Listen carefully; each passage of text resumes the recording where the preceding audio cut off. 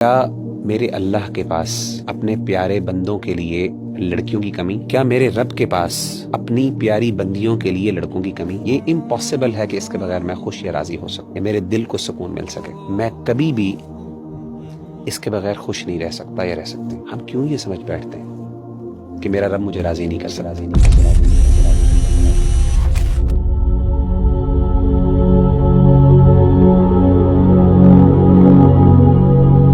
وغیرہ بھائی، ہمارے نوجوانوں کو اکثر عشق ہو جاتا ہے اور اس عشق کے اندر وہ اتنے مبتلا ہوتے ہیں کہ وہ سمجھ بیٹھتے ہیں کہ اب ان سے ہی، جن سے ان سے عشق ہو گیا ہے، ان سے ان کا نکاح ہوگا، اور کافی جد و جہد کے بعد بھی اگر ان کو عشق نہیں مل رہا ہے، وہ پیار نہیں مل رہا ہے، جس میں وہ ایٹ دی اینڈ نکاح نہیں ہو رہا اس کا، اور نکاح نہیں ہوتا اکثر، تو جب اس کے بعد ایک درد اور تکلیف انسان گزرتا ہے، بڑی مشکلات بھی اس میں آتی ہیں اور انسان کی زندگی کا تصور بھی چینج ہو جاتا ہے۔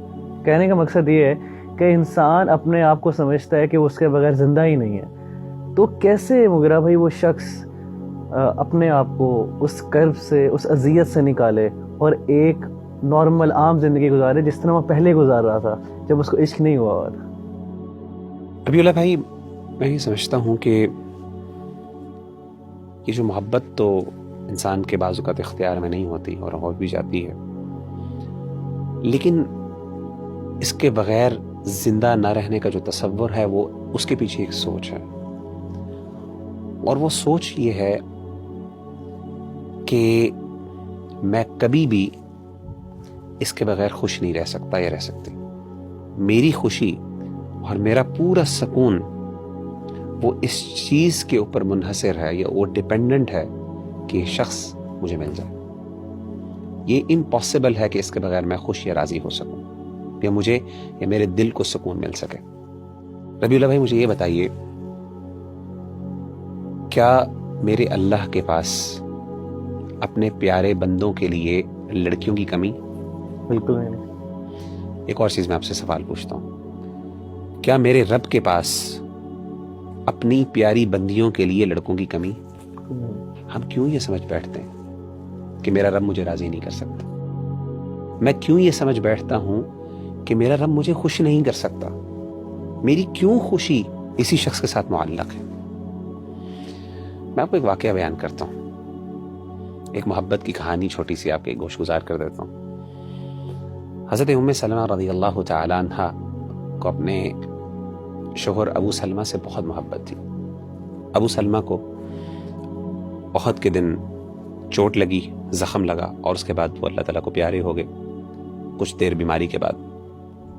تو اللہ کے رسول صلی اللہ علیہ وسلم ان کی عیادت کرنے آیا کرتے تھے، اور جب اللہ کے رسول صلی اللہ علیہ وسلم کو یہ پتہ چلا کہ ابو سلمہ دنیا سے رخصت ہو گئے ہیں، تو آپ نے حضرت ام سلمہ کو ایک دعا سکھائی اور کہا، آپ یہ کہیں انا للہ و انا الیہ راجعون، کہ ہم سب اللہ کے ہیں اور اسی کی طرف ہم نے لوٹ کے جانا ہے، اور ساتھ یہ بھی کہ اللہم اجرنی فی مصیبتی واخلف لی خیرا منہا، کہ اللہ جو مجھ پہ تکلیف آئی ہے تیری طرف سے، اس تکلیف کو رائگاں نہ جانے دینا۔ کیا مطلب ہے؟ کہ اس تکلیف کے بدلے مجھے کچھ نہ کچھ اجر ضرور دینا، یعنی یہ ضائع نہ ہو جائے، یہ نہ ہو کہ بس یہ ہو گئی، میرا دل ٹوٹ گیا، یا جو بھی میرے ساتھ معاملہ ہوا وہ میری غلطی تھی، نہیں تھی، ایک علیحدہ بات، لیکن اللہ یہ تکلیف جو ہے یہ میرے اوپر آزمائش ہے، میں اس پہ صبر کرتی ہوں یا کرتا ہوں، اللہ اس کو رائگاں نہ جانے دینا۔ واخلف لی خیرا منہ، اور اللہ مجھے اس سے بہتر عطا کر۔ ابو سلمہ اور ام سلمہ کی آپس میں بہت محبت تھی، اور ان کا واقعہ جو ہے ہجرت کا، وہ ذرا پڑھیں تو انسان کو اندازہ ہوتا ہے، بڑا دردناک واقعہ ہے ان کا جو فیملی میں آپس میں جو انہوں نے آزمائش جھیلی دین کی خاطر، وہ ذرا دل ہلا دینے والا واقعہ، وہ ذرا پڑھنے والا۔ تو حضرت ام سلمہ کہتی ہیں کہ میں یہ سوچا کرتی تھی، یہ دعا تو میں نے پڑھ لی کہ اللہ مجھے اس سے بہتر عطا کرے، کہتی مجھے یہ سمجھ نہیں آتی تھی، یعنی میرے دل میں جو ابو سلمہ کے لیے محبت تھی وہ کون شخص لے سکتا ہے؟ کہتے مجھے یہ بات ہضم نہیں ہوتی تھی، مجھے سمجھ نہیں آتی تھی کہ کون ابو سلمہ سے میرے لیے بہتر ہو سکتا ہے۔ انسان بھی یہ سمجھتا ہے محبت اور عشق میں کہ اس بندے کی جگہ کون لے سکتا ہے، اس سے بہتر کون ہو سکتا ہے، اصل میں یہی سوال ہے۔ تو کہتے لیکن میں پھر بھی اس پر اعتماد کرتے ہوئے، توکل کرتے ہوئے دعا پڑھ لیتی، اللہ مجھے بہتر عطا کر۔ میرے نبی نے کہا کہ مجھے بہتر مل سکتا، میرا رب کہتا ہے کہ تجھے بہتر مل سکتا۔ مختلف رشتے آئے، سیدنا ابو بکر کے آئے، بڑے لوگوں کے رشتے آئے، سبحان اللہ، نہیں مطمئن ہوئی، یہاں تک کہ اللہ کے رسول صلی اللہ علیہ وسلم کا رشتہ آ گیا۔ اللہ، جب اللہ کے رسول صلی اللہ علیہ وسلم سے آپ کی شادی ہوئی، ام سلمہ کی، کہتی ہیں سبحان اللہ، مجھے اندازہ ہوا کہ واقعی میرے رب کو پتہ ہے کہ مجھے اس سے زیادہ خوشی مل سکتی ہے اور مجھے ملی۔ تو اصل بات یہ ہے کہ یہ جو سمجھنا کہ میرا رب مجھے راضی نہیں کر سکتا، میں سمجھتا ہوں کہ یہ ہم نے اللہ کی محبت کو اور اللہ تعالیٰ کی قدرت کو پھر سمجھا ہی نہیں۔